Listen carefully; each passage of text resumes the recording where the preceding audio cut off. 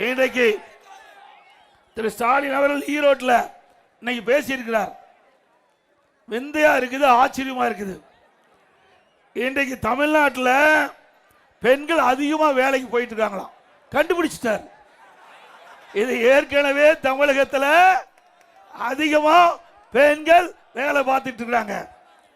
ஆனா பெண்களுக்கு பாதுகாப்பு இல்லாத ஒரு சூழ்நிலை இந்த ஆட்சியில் தான் நடக்குது. உண்மைதானே? ஆனா ஸ்டாலின் சொல்றாரு, எடப்பாடி பழனிசாமி வேண்டும் என்றே திட்டமிட்டு அவருடைய நல்ல ஆட்சி பொறுத்து கொள்ள முடியாம பெண்களுக்கு பாலியல் சீண்டல் அதிகமாக இருப்பதாக குறை சொல்லுகிறார்.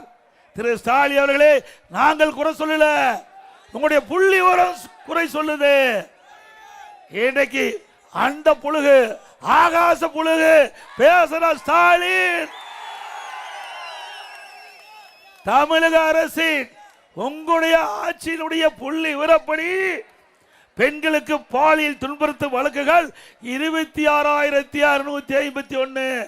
நாங்க சொல்லல, திரு ஸ்டாலின் தலைமையில் இருக்கின்ற திராவிட முன்னேற்ற கழக அரசு புள்ளி விவரப்படி 26,651 பேர் இந்த பாலியல் துன்பத்திற்கு ஆளாயிருக்கிறாங்க. இதுல போக்சோ வழக்கு 18,000 வழக்குகள் பதிவு செய்யப்பட்டதாக உங்களுடைய அரசாங்கத்துடைய புள்ளி விவரம் தெரிவிக்கின்றது. இதுல நீதிமன்றம் போய் அது பாதிக்கப்பட்டவர்களுக்கு 6,999 பேர் பாதிக்கப்பட்டதாக, இன்றைக்கு இந்த சிறுமிகள் பாதிக்கப்பட்டதாக உயர் நீதிமன்றமே தீர்ப்பளிக்கப்படுகிறது. இதே உங்களுடைய சமூகத்துறை அமைச்சர் தூத்துக்குடியில் பேசுகின்ற பொழுது அவர் குறிப்பிடுகிறார், 6,999 போக்சோ வழக்குகள் பதிவு செய்யப்பட்டுள்ளதாகவும் அதற்கு 84 கோடி நிவாரணம் அளிக்கப்பட்டதாகவும் உங்களுடைய சமூகத்துறை அமைச்சர் தெரிவித்திருக்கின்றார். இந்த போக்சோ வழக்குனா சிறுமிகள் பாதிக்கப்படுகின்ற வழக்கு. போக்சோ வழக்கு சிறுமிகள், பெண் குழந்தைகள் பாதிக்கப்படுகின்ற வழக்கு. அதில் பாதிக்கப்பட்ட அந்த குழந்தைகள், அதனால் வழக்கு பதிவு செய்யப்பட்டது 6,999. அப்படி இருக்கின்ற பொழுது ஸ்டாலின் வடிகட்டிய பொய்யை பேசிக் கொண்டிருக்கிறார். சாதாரண வடிகட்டல, ஜமக்காலத்தில் வடிகட்டிய பொய்ய பேசிட்டு இருக்கார். தமிழகத்தில் பாலியல் சீண்டலே இல்லையா? தினந்தோறும் பத்திரிகை திறந்தா, ஊடகத்தை பார்த்தா இதுதான் செய்தி. இந்த பாலியல் சீண்டல் சிறுமிகள் பாதிக்கிறாங்க, பெண்கள் பாதிக்கிறாங்க, வயது முதிர்ந்த பாட்டியமா கூட பாதிக்கிறாங்க. இப்படிப்பட்ட வெக்கங்கட்ட ஆட்சியில ஸ்டாலின் ஈரோட்டில் இன்று பேசுகிறார், எடப்பாடி பழனிசாமி வேண்டும் என்று பாலியல் சீண்டல் அதிகமாக தமிழகத்தில் இருப்பதாக பேசி வருகிறார் என்று ஒரு குற்றச்சாட்டை சொல்கிறார். இது உண்மையா? உண்மையாதான் நடக்குது. திமுக அரசாங்கம் வெளியிட்ட புள்ளி அறிவிப்பு தான் நான் படிச்சிட்டு இருக்கிறேன், சொல்லிட்டு இருக்கிறேன். உண்மைதானே?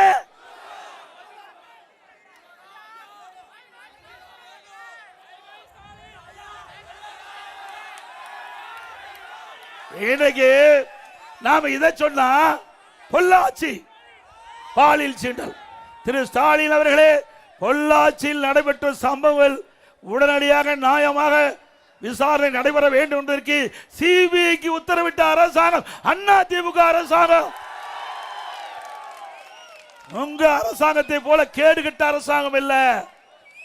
இன்னைக்கு அண்ணா நகரில் சிறுமி பாதிக்கப்பட்டு நீதிமன்றத்தில் சிபிஐ வழக்கு பதிவு செய்ய வேண்டும் என்று விசாரணை மேற்கொள்ள வேண்டும் தீர்ப்பளிக்கப்பட்டது.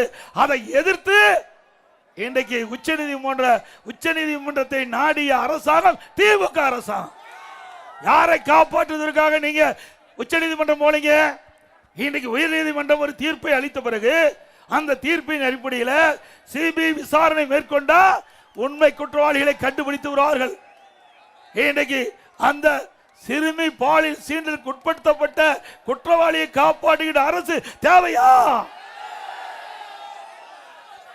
அதே போல அண்ணா பல்கலைக்கழகத்தில் மாணவிக்கு பாலியல் சீண்டல், யார் அந்த சார்? யார்? அண்ணா திமுக ஆட்சிக்கு உடனே யார் அந்த சார் கண்டுபிடிக்கப்படுவார், சட்டத்தை முன் நிறுத்தப்படுவார், தண்டனை பெற்று தரப்படும். அதே போல இன்றைக்கு பெண் காவல் அதிகாரி ஏடிஜிபி அவர் உதவி காவல் ஆய்வாளர் அந்த தேர்வு நடைபெற்றது. அதில் முறைகேடு நடைபெற்றதாக விசாரணை மேற்கொண்டு வந்தாங்க. அவருடைய அலுவலகத்தில் தீ வைத்து கொளுத்திய அரசாங்கம் பெண்களுக்கு பாதுகாப்பு கொடுக்கின்ற அரசாங்கமா? தூத்துக்குடி மாவட்டத்தில் விளாத்திக்குளத்தில் ஒரு வாரத்திற்கு முன்பு ஒரு மாணவி பாலியல் சீண்டல் பாதிக்கப்பட்டாங்க. உடனே அந்த மாணவி காணாமல் போன காரணத்தினாலே பெற்றோர்கள் காவல் நிலையத்திற்கு புகார் கொடுக்க போனாங்க. புகார் எடுக்கல, அவர்களே தேடி பார்த்தாங்க. பிறகு சடலமா அந்த பெண்ணை கண்டுபிடித்தாங்க. அதுக்கு பிறகுதான் காவல்துறை பதிவு செய்து. அப்படிப்பட்ட வெக்கங்கெட்ட அரசு தேவையா?